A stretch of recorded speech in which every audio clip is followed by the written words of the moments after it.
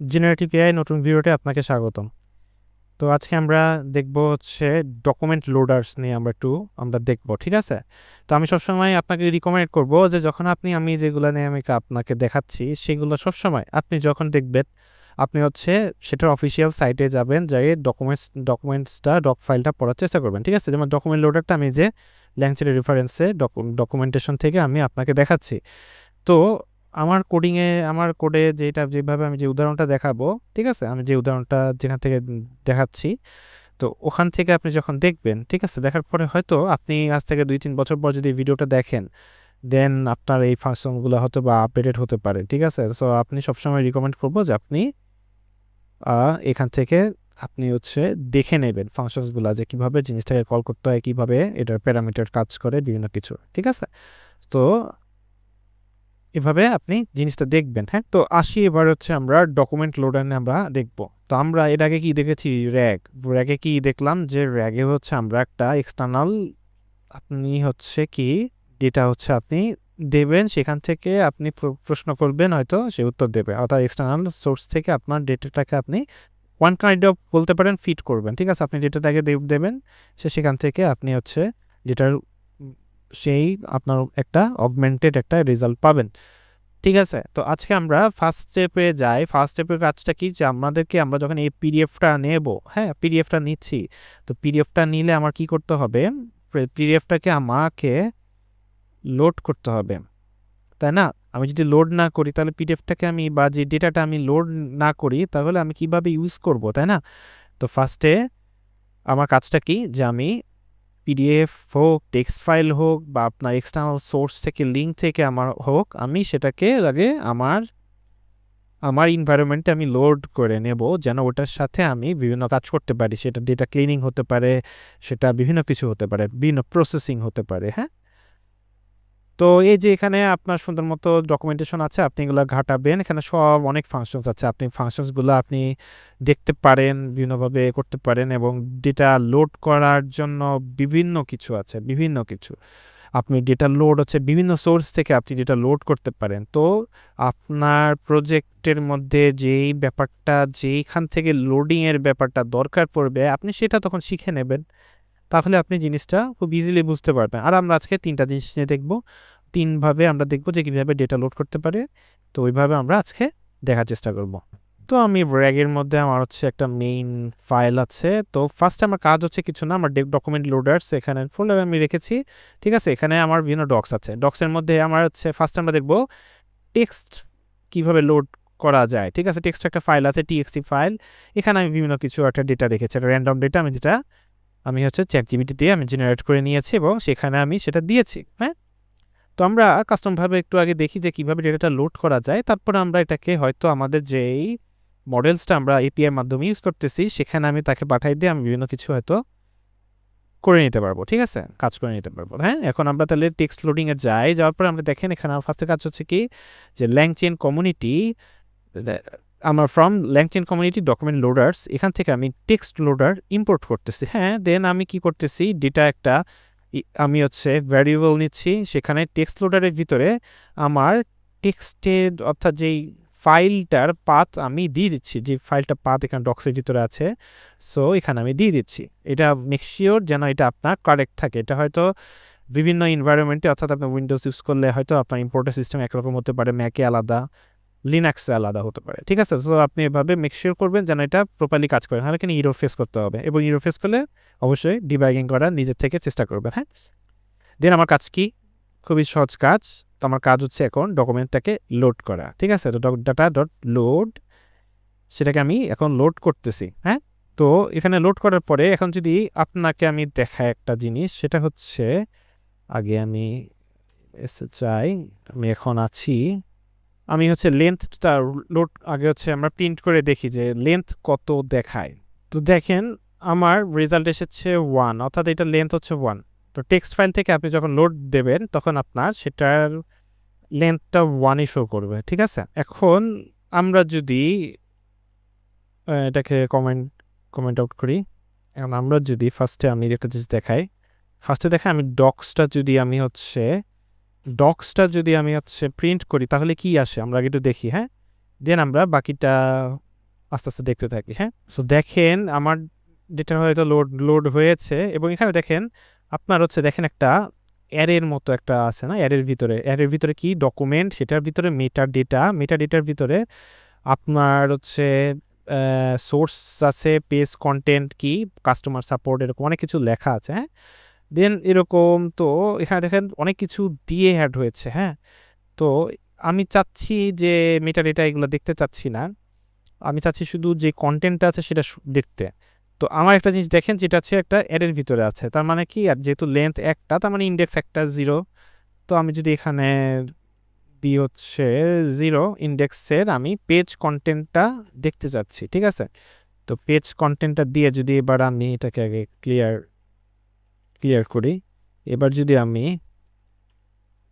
Load করি, এবার দেখবেন আপনি পেজ কন্টেন্ট অর্থাৎ আপনার টেক্সট ফাইলের ভিতরে যা আছে সেটা এবার শো করবে। ঠিক আছে, আমরা এবার একটু দেখি। এবার দেখতে পাচ্ছেন যে আমার টেক্সট ফাইলের ভিতরে যেইভাবে জিনিসটা ছিল ওইভাবেই সুন্দর মতো আমাকে সে শো করতেছে। অর্থাৎ পেজ কন্টেন্ট দিলে আমার কি পেজের ভিতরে, ডকুমেন্টের ভিতরে যে ফাইলটি যে ফরম্যাটে যেভাবে আছে সেইভাবে আপনাকে শো করবে।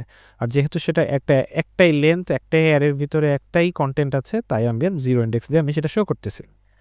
ঠিক আছে, এখন আমরা যদি এখন আমার এর সাথে যদি আমার হচ্ছে এআই এর এপিআই যোগ করি, এবং এখান থেকে আমি জিনিসটাকে আরো ইনহ্যান্স করতে পারি, তাই না?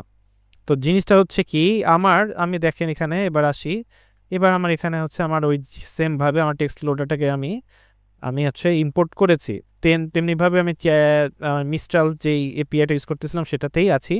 ঠিক আছে, আমার লোড ইএনভি করতে হয়েছে এবং টেক্সট লোডার সেম ডেটাটা লোড করেছি।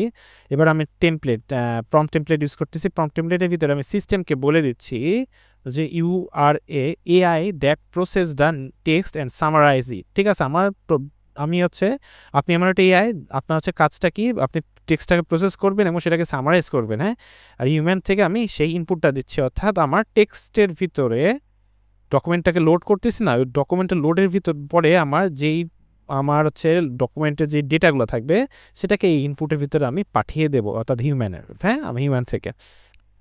তো এরপরে আমার কাজ হচ্ছে কি দেখেন, এবার কাজ হচ্ছে এই প্রম্পট টেমপ্লেট ডট ফরম্যাট মেসেজের ভিতরে এই যে ইনপুট সেটার ভিতরে আমি কি করতেছি, এই যে যেহেতু ডকুমেন্ট লোড করেছিলাম, আমার ডকুমেন্টের ফার্স্ট ইন্ডেক্সে পেজ কন্টেন্টটাকে অর্থাৎ ডকুমেন্টটাকে আমি পাঠিয়ে দিচ্ছি হিউম্যানে। তাহলে কি করবে এআই, সে এইটাকে পেয়ে সে এটাকে সামারাইজ করবে, তাই না? সেটাকে ইনভোক করলাম, প্রম্পটে ইনভোক করে এবার রেজাল্ট ডট কন্টেন্টে আমি সেটা শো করেছি। ঠিক আছে, তো আমরা এবার একটু দেখি জিনিসটা। main.py দিয়ে যদি এবার আমরা দেখি এবার কি আসে, সামারাইজ করবে না, আমার এআইটা সামারাইজ করে দেবে। তো এবার আমরা সামারাইজ কন্টেন্টটা একটু দেখার চেষ্টা করি।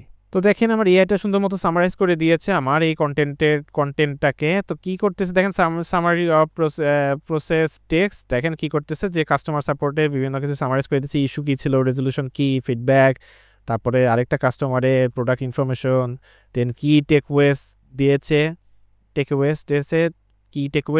এখানে বিভিন্ন কিছু লিখেছে, তো সামারাইজ করে দিয়েছে। ঠিক আছে, তাহলে আমরা কি করতে পারতেছি, এবার একটা ডকুমেন্টকে লোড করে আমরা তাকে এর মাধ্যমে দেখে আমরা একটা সামারাইজ করে নিতে পারতেছি। আমার প্রম্পট টেমপ্লেট আপনি যেভাবে চাবেন আপনি ডেটাকে ওইভাবে কাজ করে নিতে পারবেন। ঠিক আছে, তাই আমরা এবার কি দেখলাম, টেক্সটটাকে লোড করা দেখলাম। এবার আমরা দেখবো পিডিএফ লোড করা। তো ঠিক আছে, এবার পিডিএফে যাওয়ার পর দেখবেন এখানে সেমভাবে ডকুমেন্ট লোডিং, এখানে পাই পিডিএফ লোডার, আমরা সেটাকে ইম্পোর্ট করেছি। সেমভাবে data is equal to pi PDF loader, আপনার পিডিএফ ফাইলটা হচ্ছে আমার মনে হয় আমার পিডিএফ ফাইলটা হচ্ছে আমার একটা রিসার্চ পেপার।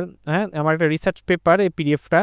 তো রিসার্চ পেপারটা আমি হচ্ছে ওইখানে রেখেছি। ঠিক আছে, তো আমরা এবার কি করতেছি, ডকুমেন্টসটাকে আমরা যে লোড করব। এখন ডকুমেন্টসটাকে আমি যদি ফার্স্টে আমি আগে দেখি যে ডকুমেন্টসটাকে লোড করলে আসলে কি আসে। হ্যাঁ, তো আগে হচ্ছে আমরা দেখি লেন্থটা কত আসে। দেখেন লেন্থ আসতেছে হচ্ছে 11, আমার হচ্ছে পিডিএফ এর ভিতরে 11টা পেজ আছে, তাই 11টা পেজ থাকার ফলে সে কি করতেছে, আপনার হচ্ছে 11টা লেন্থ দেখাচ্ছে, পার পেজ হচ্ছে এক একটা লেন্থ, মানে এক একটা কন্টেন্ট। ঠিক আছে, এবার যদি আমি এটাকে মুছে দিই, লেন্থটাকে আমি আর দেখতে চাচ্ছি না, এবার আমি পুরো ডক্সটাকে দেখতে চাচ্ছি। ঠিক আছে, এবার আমি যদি দেখি এবার আমার কি আসে, আচ্ছা, আমার অনেক কিছু এসেছে। এবার দেখেন, এটা অনেক বড় পিডিএফ, তো 11টা পেজ, তো এখানে উপরে উঠতে সময় লাগবে। তো দেখি। তো ফার্স্ট এখানে দেখেন, এখানে কি আছে দেখেন, ডকুমেন্ট মেটাডাটা। তো এখানে কি প্রডিউসার হচ্ছে পিডিএফ, ক্রিয়েটর পিডিএফ, তারপরে ক্রিয়েশন ডেট, এগুলো অনেক কিছু আছে। তো যেহেতু আমার 11টা পেজ, লেন্থ 11, ঠিক আছে, এখানে বিষয়টা হচ্ছে কি, পার পেজে আপনি মিটার ডেটা পাবেন, ঠিক আছে। পার পেজের ভিতর মিটার ডেটা থাকবে, এগুলা সমস্ত মিটার ডেটাগুলা পার পেজেই থাকবে, ঠিক আছে। এখানে দেখেন অন্যগুলো তো আপনি পাবেন। একটা পেজ যদি শেষ হয়, এই দেখেন এখানে পেজ লেভেল হচ্ছে 1, ঠিক আছে। Page content all attention is all you need, ঠিক আছে। এরকম এইটা হচ্ছে রিসার্চ পেপারের নাম। দেন আপনার প্রতিটা পেজেই হচ্ছে আপনি কি পাবেন, মেটাডেটা পাবেন। এই দেখেন এখানে আরেকটা পেজে হচ্ছে মেটাডেটা, ঠিক আছে। আরেকটা পেজে মেটাডেটা। তো ফার্স্ট প্রতিটা পেজে আপনি মেটাডেটা, তো প্রতিটা পেজকে আপনি যদি হচ্ছে আপনি মনে করেন 3 নম্বর হচ্ছে পেজটা দেখতে চাচ্ছেন, ঠিক আছে। আপনি 3 নম্বর ইন্ডেক্সের পেজটাকে আপনি দেখতে চাচ্ছেন। এবার যদি আমি এটাকে আবার রান করি, তো আমরা 3 নম্বর ইন্ডেক্সের পেজের কন্টেন্টটা আমরা দেখতে চাচ্ছি। তো আমরা এবার রান করে দেখি যে আসলে জিনিসটা কীভাবে শো করে। হ্যাঁ, বুঝতে পারতেছেন আসলে কীভাবে জিনিসটা শো করবে। তো তাও আমরা দেখি। দেখেন আমার সুন্দর মতো 3 নম্বর পেজে আমার যতটুকু কন্টেন্ট আছে সেটাই শো করেছে। তো ঠিক আছে, আমার এভাবে দেখাচ্ছে। তো হয়তো আমার লাইন ব্রেক হতে পারে, এখানে ফরম্যাটটা উল্টাপাল্টা আসতে পারে, বাট টার্মিনালে দেখাচ্ছে, তো সমস্যা নাই। এটাকে যদি আমরা এবার এআই এর সাথে ইন্টিগ্রেট করে আমরা যদি কাজ করতে চাই, তাহলে আমরা কি করতে পারি, আমরা হচ্ছে এআইকে সেমভাবে লোডারটা এখানে লোড করব, করার পরে আমার হচ্ছে টেমপ্লেটের ভিতরে আমি সেমভাবে সামারাইজ করতে বলবো। তো সামারাইজ করার পরে আপনি হচ্ছে ডক্সটাকে পাঠিয়ে দেবেন। ডক্সটাকে পাঠানোর পরে আপনি হচ্ছে রেজাল্টটাকে কন্টেন্টে আপনি শো করবেন। আমরা একটু দেখি যে আমার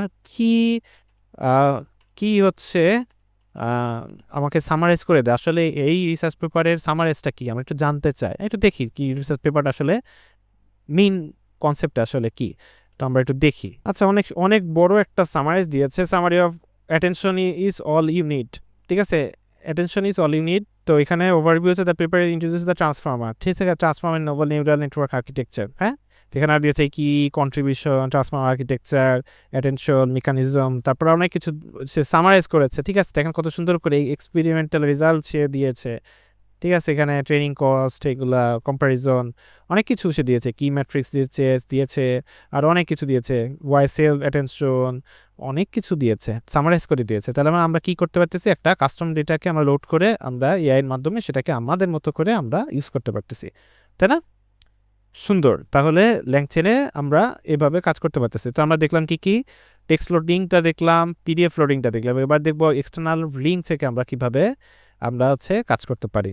তো এবার আসি আমরা ওয়েব লোডিং। তো এখানে ওয়েব লোডিং, তো ওয়েব লোডিংয়ে আসি, এখানে ডকুমেন্ট লোডার সেমভাবে, খালি ওয়েব বেস লোডারটা আপনাকে ইম্পোর্ট করতে হবে। হ্যাঁ, সেমভাবে এখানে এতক্ষণ আমরা আমাদের কাছে ডক্সের মধ্যে আমার বিভিন্ন ফাইলটাকে আমরা নিচ্ছিলাম পাথ আকারে। এবার আমরা কি করতেছি, ইউআরএল থেকে আমি হচ্ছে ইউআরএলটা একটা মোবাইলের একটা মডেল Xiaomi 17T Pro, এটা লিঙ্কটাকে আমি নিয়েছি, ঠিক আছে। আপনি হচ্ছে পুরোপুরি ওই লিঙ্কটা আমি কপি করে এখানে পেস্ট করে দিতে পারি আপনার যে কোনো সাইটের।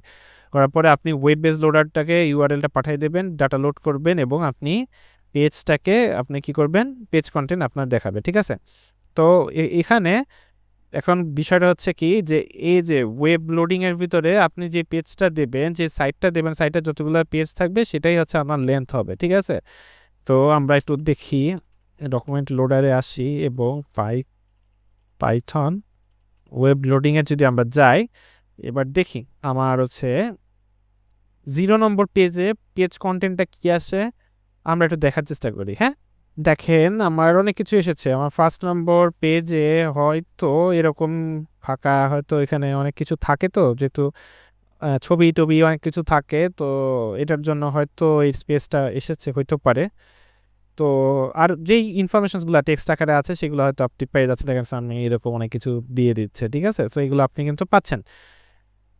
তো আমার 1 নম্বর পেজে এরকমভাবে আছে, আমি এখান থেকে অর্থাৎ এক্সটার্নাল লিঙ্ক থেকে আমি ডেটাটাকে লোড করে নিতে পারতেছি, ঠিক আছে। এইভাবে এটাকেও আপনি সেমভাবে লোড করে আপনি হচ্ছে এআই মডেলটাকে ইউজ করে আপনি সামারাইজ করতে পারবেন বা আপনার মতো করে ইউজ করতে পারবেন, ঠিক আছে। সেটা আপনার একটা এইচডাব্লিউ থাকলো, যদি আপনি ভিডিওটাকে আপনি প্র্যাকটিস করতে চান তাহলে আপনি অবশ্যই এটা ট্রাই করে দেখতে পারেন যে আপনি এটাকে অ্যাড করবেন, করে আপনি এআইকে আপনি সামারাইজ করতে বলতে পারেন বা বিভিন্ন কিছু করতে দিতে পারেন। ঠিক আছে, তো আজকে আমরা কি দেখলাম, ফার্স্ট স্টেপ দেখলাম। সেই স্টেপটা কি, যে ডকুমেন্ট লোড করা, সেটা আমরা পিডিএফ লোড করে দেখলাম, টেক্সট লোড করে দেখলাম, এক্সটার্নাল লিঙ্ক থেকে আমরা লোড করে দেখলাম। সেটার সাথে আমরা এআই মডেলটাকে অ্যাড করে আমাদের মতো করে আমরা বিভিন্ন কিছু জেনারেট করে দেখার চেষ্টা করলাম। তো আশা করি আপনি বুঝেছেন যে এই ব্যাপারটা, যে ডকুমেন্ট লোডিং ব্যাপারটা কিভাবে কাজ করে, কিভাবে আপনি সেটাকে ইমপ্লিমেন্ট করতে পারেন। আশা করি আপনি জিনিসটা বুঝেছেন। সামনের দিনে অন্য ভিডিওতে আবার দেখা হবে। ততদিন ভালো থাকবেন। ধন্যবাদ সকলকে। Thank you.